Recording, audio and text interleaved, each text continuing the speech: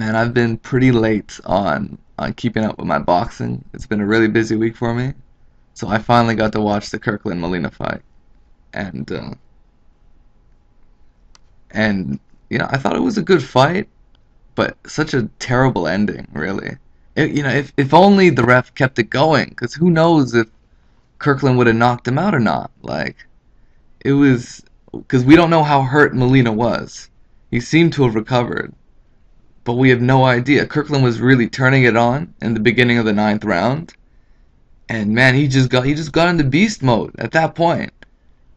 You know, I know we all wish he did that earlier because he obviously he was very outclassed boxing with Molina, and to be honest, uh, a lot of times we'll criticize the HBO commentators in terms of the job they've been doing, especially with fighters like Floyd Mayweather or Sergio Martinez, but I think they were pretty much spot on this fight. Their analysis was really well done, and most of it was coming from Emmanuel Stewart. He really understood what Carlos Molina was doing because he was able to win the first four rounds with ease. He was jabbing well. He had good head movement. He was able to get on the inside, but once he got on the inside, he was walking James Kirkland backwards. Instead of punching him back with his punches, he was walking him back by pinning his right arm or his left arm, or getting on. And it's a shame on the ref because he wasn't enforcing that at all. So he just let Molina get away with basically pushing. In a way, it was pushing, except he was pinning his arm and walking him backwards. So it was a different form of pushing. And as a result, he was ready to punch on separation, and he was able to get a lot of shots on the inside, and obviously once the ref separated them, he was out of range of Kirkland's punches, so he didn't give Kirkland a chance to return fire essentially. So really good at pinning Kirkland's right hand on the inside, and he was very physical. He even got pretty low with his upper body, and he was able to, really, because once you get inside and you're pretty low, your head is right around the area of Kirkland's chin. So, in effect, if you throw a lead right hand and you come inside, you're gonna bump him up with your head or your shoulder. It's one or the other. He really looked like, well, not like Bernard. In a way, it was kind of like Bernard Hopkins, where it was a punch and then he kind of got so far inside where it's just a maul and brawl fight in a way. But Molina really showed superior boxing ability. Molina did a really good job of just mixing up his punches to the body and to the head, because he'd land a lead left hook to the head, and he'd land this right to the body, and he'd switch it up.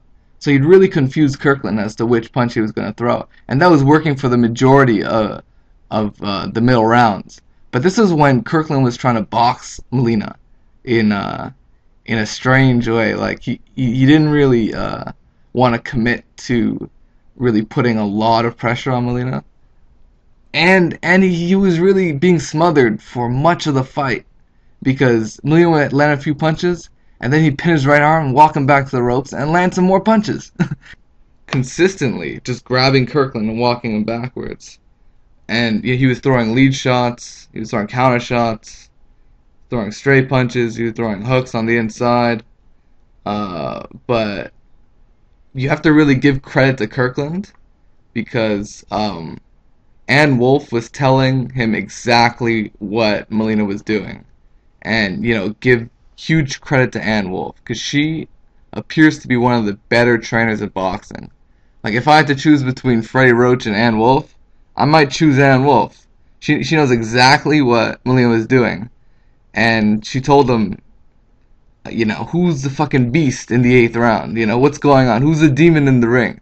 Because in the eighth round, Molina was dominating Kirkland. And she was just like, what the fuck is wrong?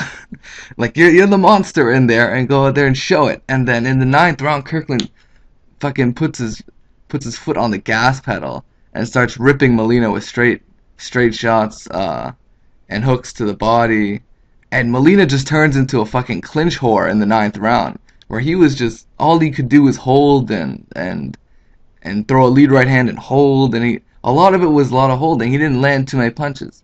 And then the 10th round, it was more of the same, where Molina is just he just turns into this clinch whore. It was so fucking annoying because I like boxing. I like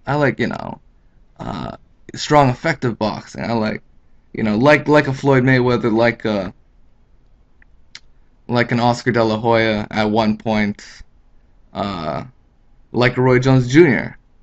I don't want to see someone clinching all the time, just to buy time because now they're in trouble.